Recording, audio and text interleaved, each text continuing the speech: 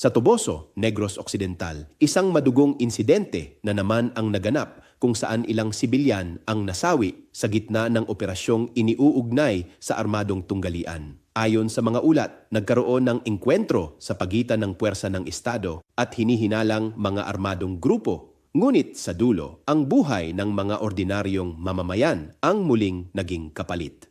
Hindi bago ang ganitong kwento. Sa iba't ibang bahagi ng kanayunan, paulit-ulit nang naririnig ang parehong linya. May operasyon, may engkwentro, may nasawi. Ngunit sa bawat ulit, may mga tanong na nananatiling bukas. Sino ang mga biktima? Ano ang kanilang papel sa nangyari? At sapat ba ang mga paliwanag na ibinibigay sa publiko? Kapag ang ganitong mga insidente ay agad na nilalagyan ng label at tinatapos bilang bahagi ng operasyon, nawawala ang masusing pagtingin sa detalye. Nawawala ang mukha ng mga taong nasawi. Nawawala ang espasyo para sa investigasyon na hindi lamang formal kundi tunay na naghahanap ng katotohanan.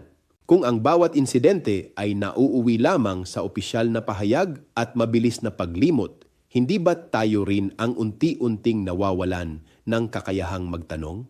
Ako si Bishop Tonyo, obispong migrante sa Europa, at ito ang Damdaming Makabayan, tinig mula sa laylayan. Hanggang sa muli!